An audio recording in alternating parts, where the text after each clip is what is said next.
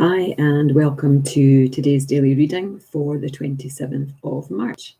It's the 26th of March, because if the truth be known, I was having technical problems yesterday and gave up trying to put this one live. So this is actually for the 26th, which will be in the information. So you've tuned in because you think it's the 26th of March. Okay, so this reading today is from Each Day a New Beginning, Daily Meditations for Women. And it starts with a quote from Lillian Smith: "To believe in something not yet proved and to underwrite it with our lives, it is the only way we can leave the future open." Today stands before us, ready for our involvement, and it will offer us opportunities for personal growth and occasions to help another make progress on her path to the future. Challenges are to be expected. They further our purpose. They foster our maturity. How different it is for many of us to look forward today with secure anticipation, to trust in what the future holds. We can still remember, all too vividly perhaps, the darker periods in our lives, periods that seemed to hold no promise, a time when we dreaded the future, fearing it would only compound those awful times. The fear and the dread are not gone completely. They hover about us on occasion.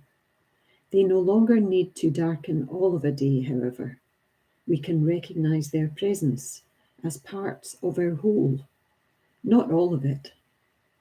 How free we are today. Our choices are many. I can step towards today with assurance, reaching out to others along the way, trusting that my accumulated steps add stability to my future. Oh, I really like that one today. Today stands before us, ready for our involvement. And of course, this is March 26th. And on March 26th, I was going to a training day. And I can get quite nervous about training days where I don't know anybody and I fuss about what I'm going to wear and I fuss about who I'm going to be. But yesterday went quite easily. And I came home feeling very proud of myself that I had been involved in the group discussions. I had managed to put myself forward when it was small groups. And I had detached myself when I wanted and needed to. So I hope, very much myself yesterday. And that's always what I strive to be, is to be true to myself. So thinking about the challenges, yesterday could have been a challenge. But facing that challenge furthered my growth and furthered my purpose. And I learned a lot because it was about self-care. And it was about self-care and compassion fatigue. And I learned a lot about myself. I know a lot about myself, but I learned more about myself and how close to the edge I am at risk of being from compassion fatigue. If you don't know what compassion fatigue is, you can Google it. Dr. Google always has an answer, but basically it's when you have nothing left to give. You've given, and you've nothing left. And those of us who are giving are at risk from compassion fatigue because we often get caught up in the giving and we forget to give to ourselves. So we give to others, but we don't give to ourselves. So yesterday was a reminder to me about the replenishment that I need, the rejuvenation that I need. I need to be doing stuff that I love to do to help me to fill my cup so that then it overflows so that I can give. Now, I love doing these daily readings, so that is something that rejuvenates me because I hear myself when I'm doing the reading. I read the reading, so I've got the benefit of that, and I feel great afterwards.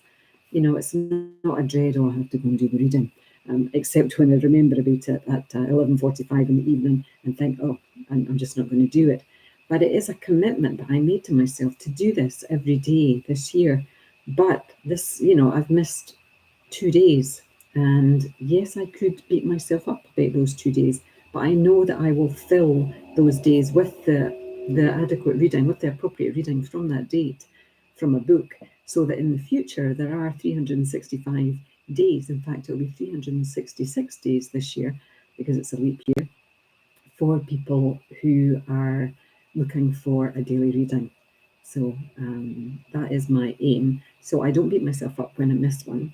I would rather be in a schedule every day of doing them, and maybe that's something I have to look at, because that would be helpful for me if I maybe do it right at the start of the day and then it's done.